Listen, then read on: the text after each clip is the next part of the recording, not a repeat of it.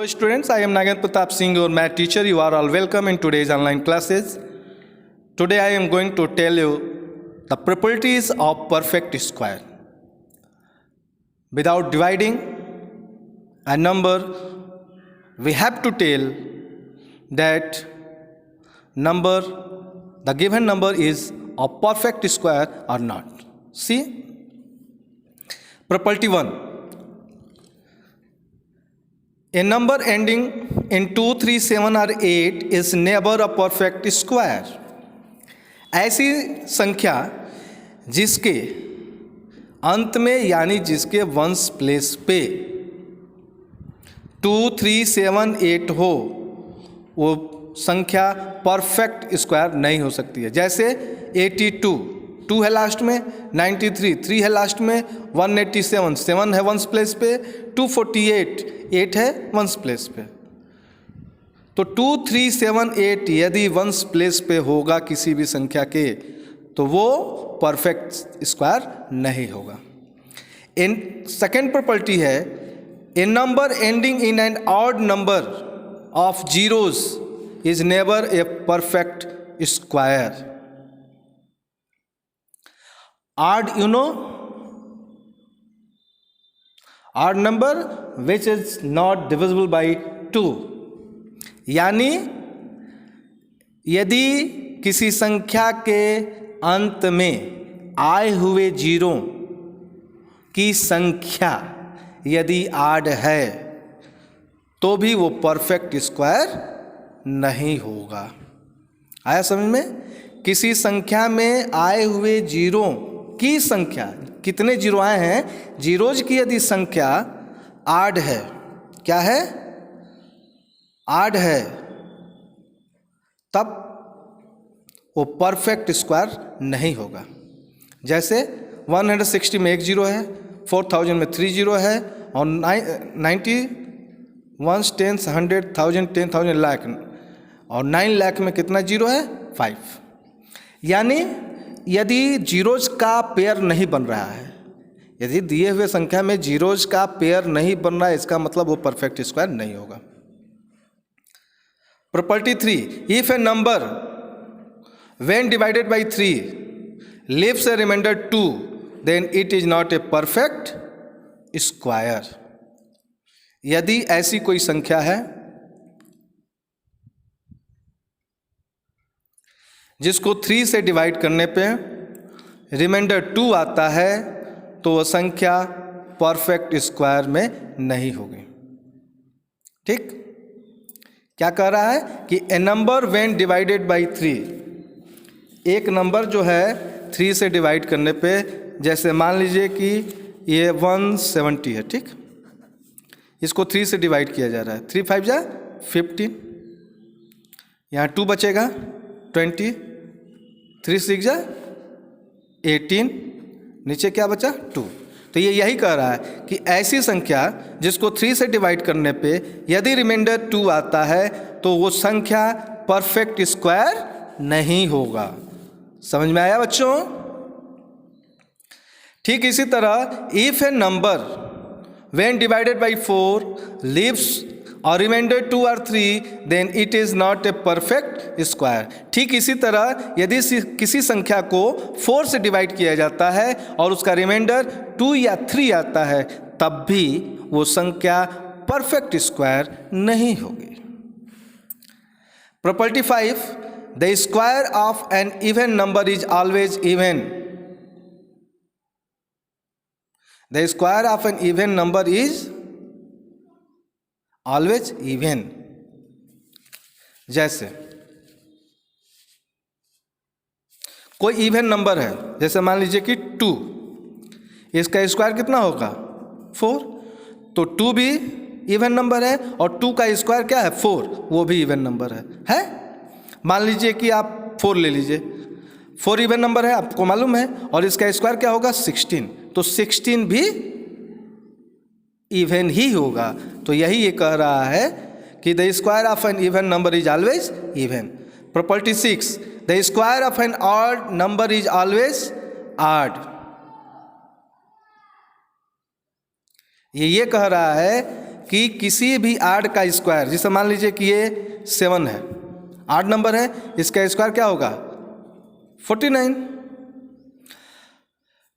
तो 7 जो आड नंबर है उसका स्क्वायर भी आड नंबर ही होगा। आप देख लीजिए चेक करके, 49 है, 2 से डिवाइड कीजिए, 2 2 जा 4, यहाँ क्या होगा 2 4 जा 8, 1, पूरा नहीं ना डिविजिबल हुआ, पूरा नहीं ना कटा। तो यही कह रहा है कि यदि किसी आड नंबर, कोई यदि आड नंबर है तो उसका स्क्वायर भी आड ही होगा। है समझ में? The square of A proper fraction is smaller than the fraction. जैसे 2/3 फ्रैक्शन है, इसका स्क्वायर क्या आएगा 4/9। तो किसी फ्रैक्शन का स्क्वायर उस फ्रैक्शन से क्या होगा, छोटा होगा। The square of A proper fraction is smaller than the fraction. जैसे 2/3 फ्रैक्शन है, इसका स्क्वायर होगा 4/9, तो 4/9 2/3 से छोटा होगा। For every natural number n we have n+1 square minus n square.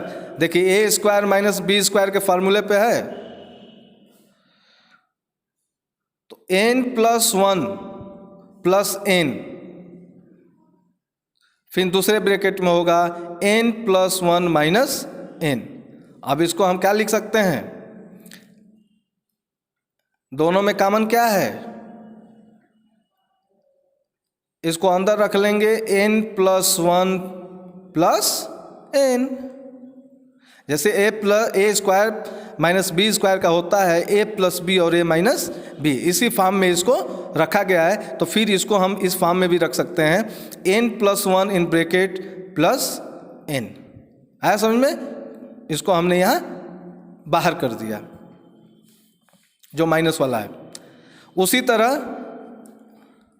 n+1 का स्क्वायर माइनस n का स्क्वायर, तो ये हो जाएगा n+1 in bracket plus n। ये कैसे आ जा रहा है, तो a square minus b square के फार्मूले पे रखने पे।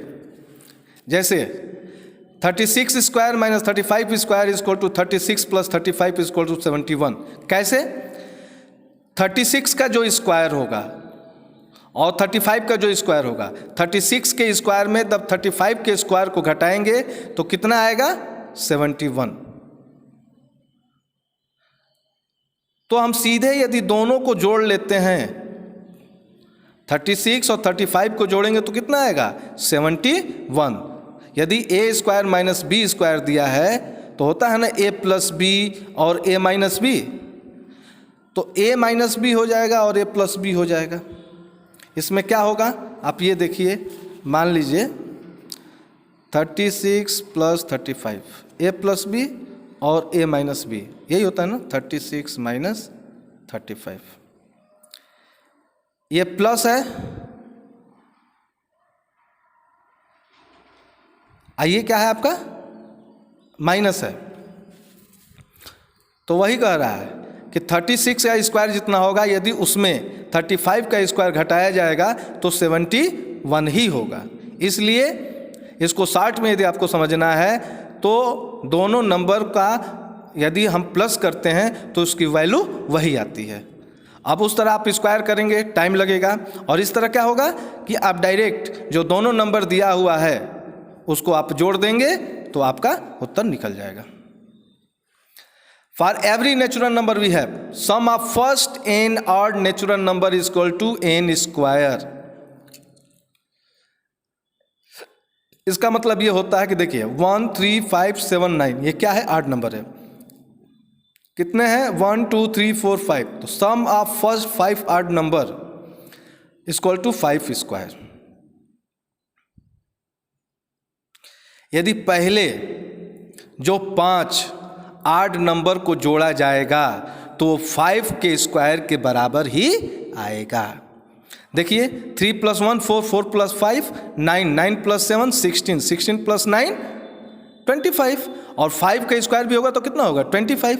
यानी पहले 5 आड नंबर किसके बराबर होगा 5 स्क्वायर का। ठीक उसी तरह पहले 8 आड नंबर का जो सम होगा वो 8 के स्क्वायर के बराबर होगा, यानी 64 के बराबर होगा। आया समझ में? उसी तरह प्रॉपर्टी 10 है।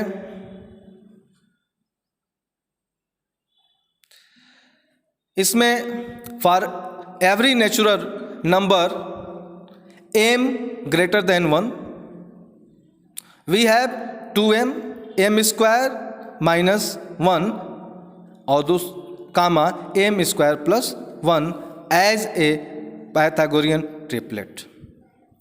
इसमें यह है कि 3 नेचुरल नंबर्स है m n p are said to be form a Pythagoras triplet.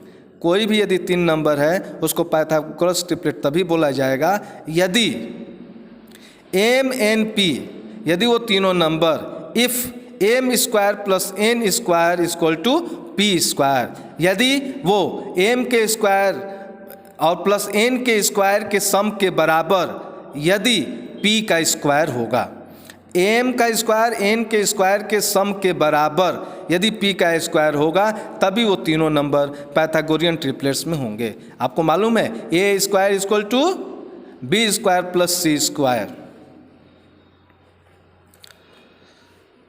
For example देखिए एम इक्वल टू 4,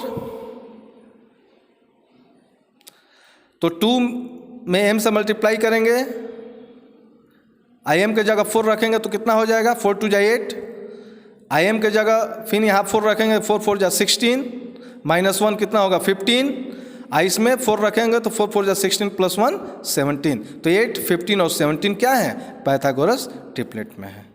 आया समझ में? Property 11, between 2 consecutive square numbers n square and n plus 1 square there are 2n non-perfect square numbers।